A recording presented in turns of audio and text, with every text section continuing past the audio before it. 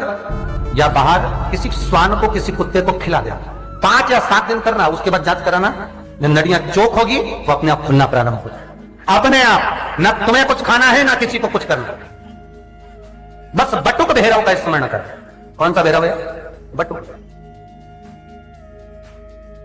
मेरा निवेदन रहे महाराज, जिन बच्चों के नयन कमजोर हों और जो शिवरात्रि तक भी शहद का इंतजाम ना करते हों, बच्चों के नयन कमजोर हो गए हों, चश्मा चढ़ रहा हो, चश्मा लग रहा हो, उन बच्चों के लिए भी भैरव मंदिर में तेल का दिया लगाकर, उसकी काजल बनाकर, काल भैरव का स्मरण कर कर, उसमें घी मिलाकर, भैरव बाबा के नयन बिंदु को लगाकर वही काजल बच्चों की आंख में लगाना प्रारंभ कर दीजिए।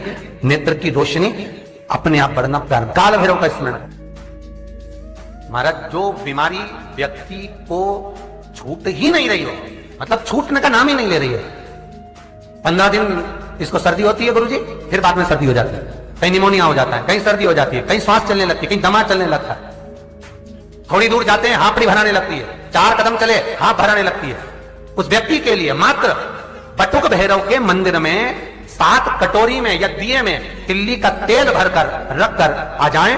एक दिए का तेल एक कटोरी में डालकर लेकर आ जाओ और उसको वक्ष स्थल पर लगाना चालू कर दीजिए। फिर आप 2 किलोमीटर भी चलेंगे तो हांपड़ी नहीं भरा सकता, श्वास नहीं फूल सकती। पर बटुक भैरव का स्मरण केवल अष्टमी को होता है, और वो भी शुक्ल पक्ष की अष्टमी। थोड़ी सी भी शुक्ल पक्ष की अष्टमी को आप कर सकते। बटुक तो कहते काल भैरव से भी प्रकट प्रबलता जिसमें आ सकती है वो बटुक भैरव।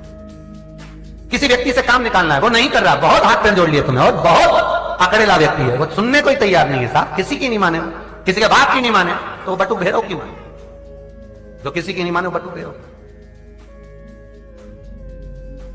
काली तिल्ली को पीस कर उसमें थोड़ी सी सफेद तिल्ली का तेल डालकर महाराज उसका लेपन बटुक भैरव के सामने मंदिर में कर दिया जाए, और एक सरसों के तेल का दिया उस व्यक्ति के नाम का लगा कर जाओ जिससे काम निकालना है, वो कर नहीं रहा। बस उसके 8 दिन में तुम्हें फिर जाकर आप मिल लीजिए, उसका स्वभाव देखना कितना नम्र हो जाए। आपको कुछ नहीं करना, केवल नम्रता का भाव, बहुत सुंदर व्यवहार। अकड़ गई उसकी। बटुक भैरव में वो प्रबलता हो,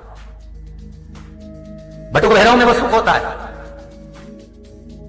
जो शिव का एक रूप है। भगवान कह रहे मैं महेश था, उमा के लिए तुझे प्रकट किया, तो उसके दरवाजे पर रहने लो।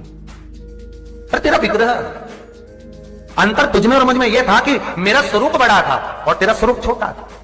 बाकी की सुंदरता तुझमें उतनी ही थी जितना मैं था। और शिव कितने सुंदर है साहब। आज भी अगर लोग भजन गाते हैं तो कहते हैं सत्यम शिवम सुंदरम।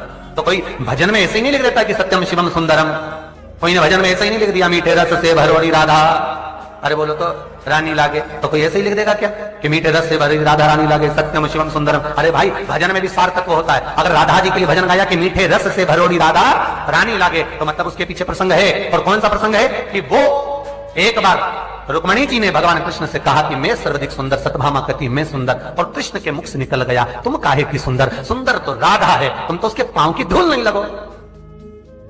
राधा इतनी सुंदर, हाँ, तो हम देखना चाहेंगे। भगवान ने पत्र लिख दिया, राधा को बुलाने के लिए द्वारपाल को भेजा, जाओ ग्राम छाता पहुंचो। द्वारपाल गए राधा जी के गांव, तो पत्र जो था वो राधा के हाथ में तो नहीं लगा, पर राधा के पति के हाथ में लग गया, अनघोष लिया। और राधा जी के पति ने जब पत्र लिया, उस पत्र को अनघोष ने जब पढ़ा, पढ़ते से अनघोष अपनी माता जटिला के पास गया, मां ये कृष्ण ने पत्र भेजा है जिसका नाम राधा नित्य प्रति जपती है, और कृष्ण राधा को बुला रहे हैं। कुटिला आ गई, राधा जी की ननद।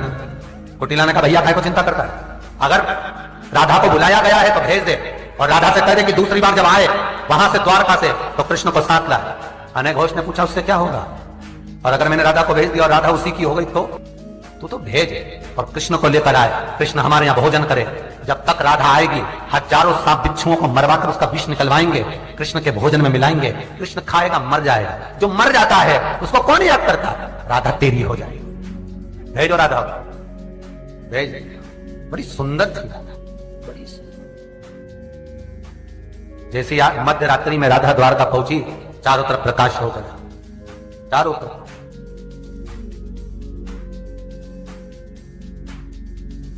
प्रकाश, चारों तरफ।